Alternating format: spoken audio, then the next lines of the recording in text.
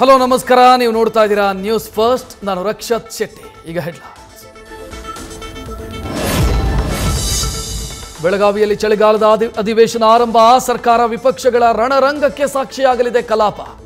ಎರಡೂ ಕಡೆ ಅಸ್ತ್ರ ಪ್ರತ್ಯಸ್ತ್ರಗಳು, ಸರ್ವಸನ್ನದ್ಧ.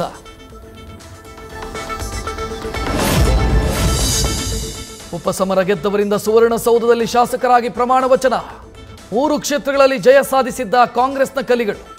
ಅನ್ನಪೂರ್ಣ ತುಕಾರಾಂ, ಸಿಪಿ ಯೋಗೇಶ್ವರ್, ಯಾಸೀರ್ ಪಠಾಣ್ ಪ್ರಮಾಣ ವಚನ ಸ್ವೀಕಾರ. ಅಧಿವೇಶನದ ಆರಂಭದಲ್ಲೇ ವಿಪಕ್ಷ ನಾಯಕರಿಗೆ ಟೆನ್ಷನ್. ಬಿಜೆಪಿಯ ಭಿನ್ನ ನಾಯಕರ ಬಗ್ಗೆ ತಲೆಕೆಡಿಸಿಕೊಂಡ ಆರ್ ಅಶೋಕ್. ಅಧಿವೇಶನದಲ್ಲೂ ಪಕ್ಷಕ್ಕೆ ಡ್ಯಾಮೇಜ್ ಮಾಡುವ ಆತಂಕ.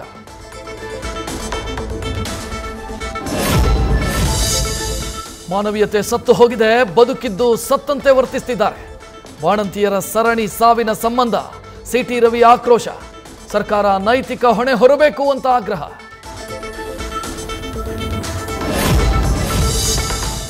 ಅಧಿವೇಶನದಲ್ಲಿ ಬಾಣಂತಿಯರ ಸಾವಿನ ಬಗ್ಗೆ ಚರ್ಚೆಯಾಗುತ್ತೆ. ಸರ್ಕಾರ ಈ ಪ್ರಕರಣವನ್ನು ಗಂಭೀರವಾಗಿ ಪರಿಗಣಿಸಿದೆ. ಸದನದಲ್ಲಿ ವಿಪಕ್ಷಗಳು ಚರ್ಚೆಗೆ ಸಹಕರಿಸಬೇಕು ಅಂತ ಸಚಿವ ದಿನೇಶ್ ಗುಂಡೂರಾವ್ ಮನವಿ. ಚಳಿಗಾಲದ ಅಧಿವೇಶನದಲ್ಲಿ ಮಾಜಿ ಸಿಎಂಗಳಿಗೂ ಸೀಟ್ ರಿಸರ್ವ್. ಸಂಸದರಾಗಿರೋ ಬೊಮ್ಮಾಯಿ, ಎಚ್ಡಿಕೆಗೆ ಆಸನಗಳು ಮೀಸಲು. ಸಿಬ್ಬಂದಿ ನಿರ್ಲಕ್ಷ್ಯದಿಂದ ನಗೆಪಾಟಲಿಗೀಡಾದ ಬೆಳಗಾವಿ ಜಿಲ್ಲಾಡಳಿತ.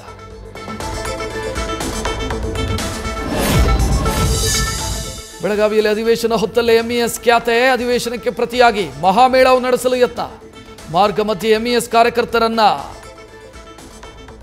ವಶಕ್ಕೆ ಪಡೆದ ಪೊಲೀಸರು.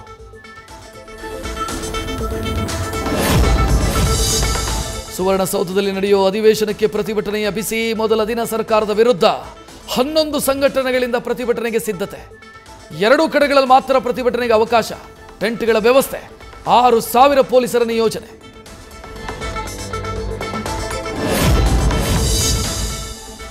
ಕೇಂದ್ರ ಸಚಿವ ಕುಮಾರಸ್ವಾಮಿ ಸೂಚಿಸಿದ್ದಕ್ಕೆ ಮಂಡ್ಯ ಸಮಾವೇಶ ರದ್ದು. ವಿಪಕ್ಷಗಳ ಟೀಕೆಯಿಂದ ತಪ್ಪಿಸಿಕೊಳ್ಳಲು ತಾತ್ಕಾಲಿಕ ಬ್ರೇಕ್. ಸಾಹಿತ್ಯ ಸಮ್ಮೇಳನದ ಕಾರ್ಯದಲ್ಲೂ ಇದೇ ಸೇಫ್ ಗೇಮ್. ಜೆಡಿಎಸ್ನಲ್ಲಿ ಮತ್ತಷ್ಟು ಅಸಮಾಧಾನ ಸ್ಫೋಟ. ಮಂಡ್ಯ ಸಮಾವೇಶದಿಂದಲೇ ಸೃಷ್ಟಿಯಾದ ಬೇಸರ ಹಾಲಿ ಶಾಸಕರ ಗಮನಕ್ಕೆ ತರದೆ ಸಿಎಸ್ ಪುಟ್ಟರಾಜು, ಸಾರಾ ಮಹೇಶ್ ಸಮಾವೇಶ ಆಯೋಜಿಸಿದ್ದಕ್ಕೆ ಸಿಟ್ಟು. ಬಿಜೆಪಿ ಜೆಡಿಎಸ್ನ ಹಲವು ಶಾಸಕರು ಸಂಪರ್ಕದಲ್ಲಿದ್ದಾರೆ. ಕಾಂಗ್ರೆಸ್ಗೆ ಬರಲು ತುದಿಗಾಲಲ್ಲಿ ನಿಂತಿದ್ದಾರೆ. ಇದನ್ನೇ ನಮ್ಮ ಡಿಸಿಎಂ ಹೇಳಿದ್ದಾರೆ ಎಂದ ಪ್ರದೀಪ್ ಈಶ್ವರ್. ವಿಪಕ್ಷದಲ್ಲಿ ನನಗೂ ಆತ್ಮೀಯ ಶಾಸಕರಿದ್ದಾರೆ ಎಂದ ಚಿಕ್ಕಬಳ್ಳಾಪುರ ಎಂಎಲ್ಎ. ದರ್ಶನ್ ಗ್ಯಾಂಗ್ ವಿರುದ್ಧ ರೇಣುಕಾಸ್ವಾಮಿ ಕೊಲೆ ಪ್ರಕರಣ ಮಧ್ಯಂತರ ಜಾಮೀನು ವಿಸ್ತರಣೆ ಮಾಡುತ್ತಾ ಹೈಕೋರ್ಟ್. ಇವತ್ತು ಪ್ರತಿವಾದ ಮಂಡಿಸಲಿದ್ದಾರೆ ಎಸ್ಪಿಪಿ ಪ್ರಸನ್ನ ಕುಮಾರ್.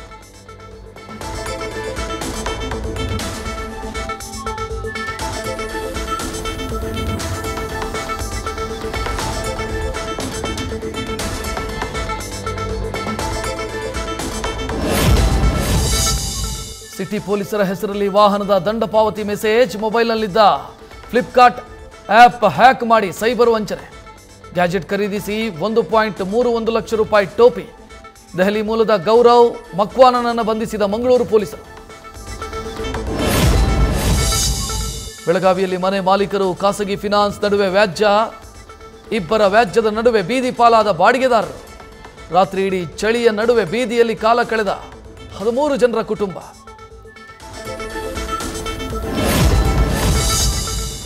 ಬೆಂಗಳೂರಿನ ಯಲಹಂಕದಲ್ಲಿ ಡಬಲ್ ಮರ್ಡರ್. 2 ಸೆಕ್ಯೂರಿಟಿ ಗಾರ್ಡ್ಗಳ ಹತ್ಯೆ.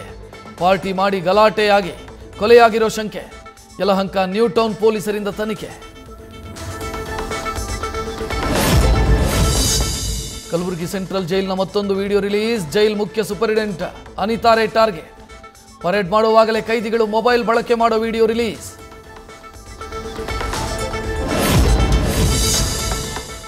ದಾವಣಗೆರೆ ಮಹಾನಗರ ಪಾಲಿಕೆಯಿಂದ ಸಿಸಿ ರಸ್ತೆ ಕಾಮಗಾರಿ. ಗಟ್ಟಿಯಾದ ರಸ್ತೆಯನ್ನು ಅಗೀತಿದ್ದಾರೆ ಎಂದ ಬಿಜೆಪಿ ಸದಸ್ಯರಿಂದ ಆಕ್ರೋಶ. ನಗರದ ಗುಂಡಿಗಳು, ಮಡ್ ರೋಡ್ಗಳು ಕಾಣದೇ ಇರೋದು ಆಶ್ಚರ್ಯ ಅಂತ ಕಿಡಿ. ಕಾಡಿನಿಂದ ನಾಡಿಗೆ ಬಂದ 2 ಕಾಡಾನೆಗಳು ಮೈಸೂರು ತಾಲೂಕಿನ ಹೆಮ್ಮನಹಳ್ಳಿ ಗ್ರಾಮದಲ್ಲಿ ಪ್ರತ್ಯಕ್ಷ. ಬಾಳೆ, ತೆಂಗು, ರಾಗಿ, ಭತ್ತದ ಬೆಳೆ ನಾಶ. ಜೋಡಿ ಗಜಗಳನ್ನು ಕಂಡು ಬೆಚ್ಚಿ ಬಿದ್ರು ಗ್ರಾಮಸ್ಥರು.